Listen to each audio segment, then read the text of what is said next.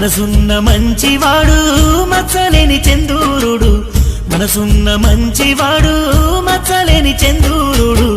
అదిగో వస్తున్నాడురా మన సర్పంచ్ సీనన్న, అభివృద్ధి చేస్తున్నాడురా పిడిశెట్టి సీనన్న.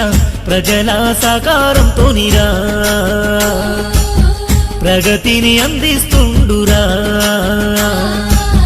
మనసున్న మంచివాడు మచ్చలేని చందూరుడు, మనసున్న మంచివాడు మచ్చలేని చందూరుడు.